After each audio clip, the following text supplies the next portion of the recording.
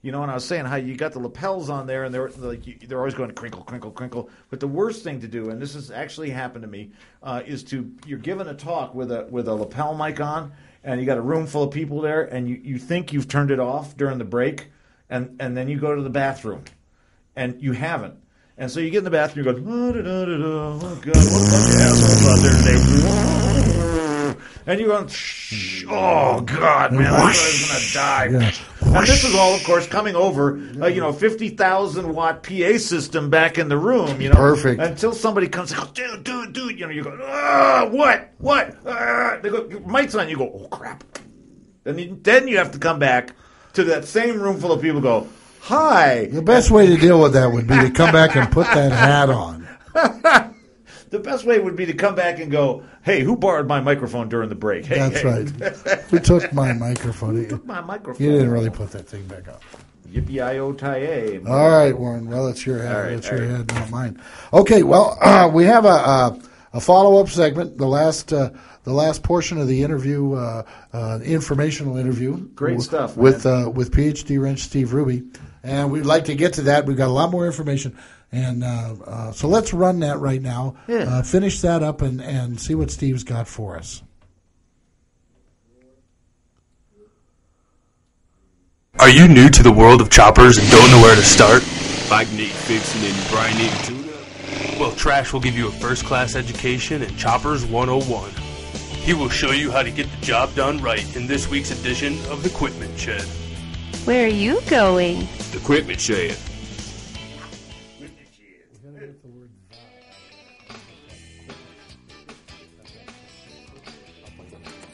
One other thing that we do, and we really highly recommend doing, is there is a spring and a valve in here.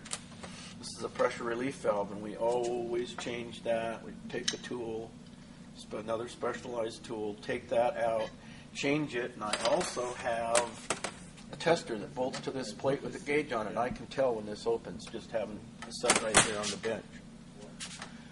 Is this a check valve that's in here? Yes. I actually use this gauge, and it bolts to this plate, and I can pressurize this plate, and I can determine when this opens. This opens depending on the amount of pressure that the oil has, and it'll bypass your filter. Okay. Normally it's about 30, 35 pounds. We set them at about 55 pounds, just to increase it. It helps to pass oil better through the filter more often. All right. Is there a chance, Steve, that you could actually break one of these cam drive chains? Haven't seen a chain. Haven't seen it. No, okay. But just the tensioners. Okay. I've had those break. Pretty dangerous stuff, though. You can lunch your motor pretty easy doing that. Oh, yeah. All of that goes bad. You're going to lose everything from the bottom up in the twinkling of an eye. To change all this, to put different cams in, aftermarket cams, put the bearings in, the gaskets, and a set of push rods, it's about $800. $800. That's with labor. And that's going to put you back to basically brand new stock system. Yes, but better cams. Understand. Better cams, but And same tensioner actually system. better bearings. The bearings that we put in the back here are Torrington bearings. We take out the INA bearings. Okay. Which we've had a few fail, but we always put in the Torringtons. Everybody that has a Evo knows about changing that bearing. Tell me. Same with the shovel heads. It's the same, just two of them instead of one. I And wish they failed. And Yeah, I've been in Torrington there. is a good Blind brand. bearing puller. Yes, got to have that. Sure. So that's another tool that you need. You can't just pick this bearing out. You have to Pull it. slide hammer to pull it out and install it. Right. So we put both of those in too. If you want to add gear drive and eliminate all of this stuff and never worry about it again, it's about $400 more is all. So $1,200 to $1,500 to get you a gear drive. You won't have to worry about chain tensioners, any of that nature. Yes, with the cams of your choice cams? too. Okay. Yes. Push rods. Push That'd be the rods. complete job, Yes. including your labor. Then the only other thing that we suggest and highly suggest after about 25,000 miles is new lifters. Just put a set of lifters in while it's apart. Okay. Everything's happy. That whole assembly then is fresh and new. We've had a few lifters fail. We've had them some where they just compress, they rattle. It's not going to destroy anything, but you have to take it apart to change it. Understand. And then that's only about $130 for 4 lifters. For the parts. That's for the parts, but there's no labor while it's apart. We put those in. Oh, while you're doing this job. Okay. Yes. We also check the run out of the pinion with the gauge to make sure that the crank is right. Okay. There's a lot of things that are overlooked because it's not in a book that says do this, but we don't do that because we've been through it hundreds of times. Understand that. And that goes to experience when you start talking about these men that are working on these motors, where I'm not a professional wrench, and although I do keep my manual close, as you just heard Steve say, it's not going to tell me to do that. And quite frankly, ladies and gentlemen, I wouldn't think to do it because I don't have that level of experience. So is there anything else that you can advise folks about this chain tensioner system or the whole cam drive system to help keep them out of the grease? You don't want to get calls at 4 o'clock in the afternoon because some guys broke down 8 miles north of Mexican Hat, Utah. That's right.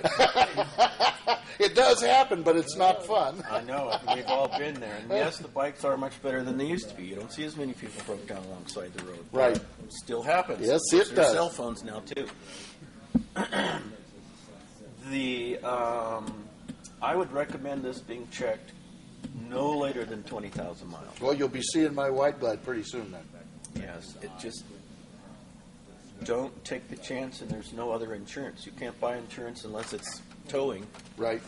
To make sure that these are okay. Okay. And if you Frequent want oil to never change. worry about it again, do gear drive. Right. Frequent oil changes either way. Highly recommend frequent oil changes. You know, Use they a say good that's- filter. Don't buy some other filter. They have a different pressure relief.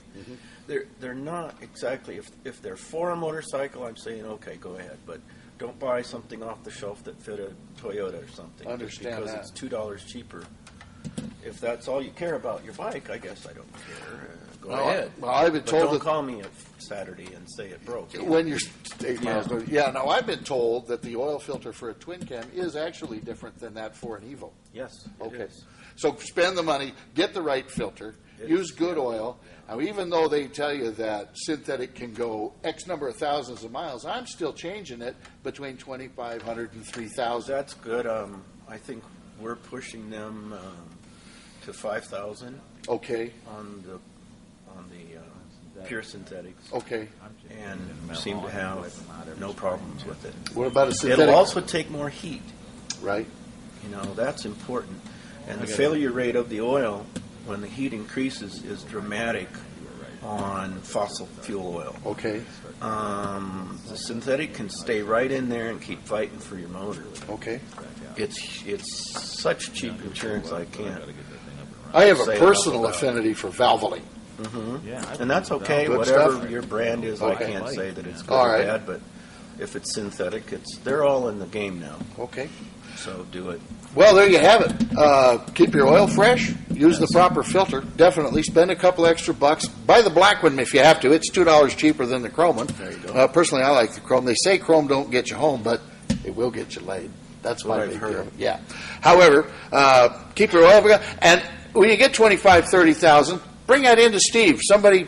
Have them have a look at it. Let them check it out for you. Make sure your system's in good shape. Give yourself a little insurance because, folks, I got to tell you, I sat next to the road 8 miles north of Mexican Hat, Utah last summer in June. It was 110 degrees out there, and it's not fun, and it's dangerous. You called me. You don't want that. That's what I was referring to earlier. I remember. We went all over. now. It wasn't a problem with my cam drive, but I did have a problem, and it's not fun. And it was my fault, as it normally is. It's much harder to fix on the phone.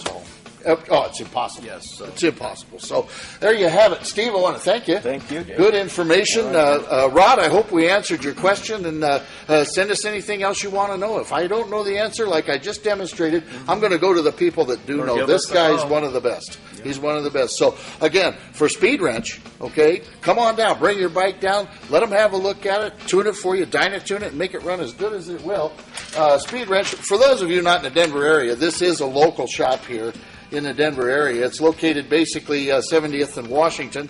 It's tucked back kind of on the corner of the building. Call them if you have to. They'll tell you how to get here, but that's well worth coming in. Thanks a lot, and we're going to be back in just a few minutes, so don't ride away.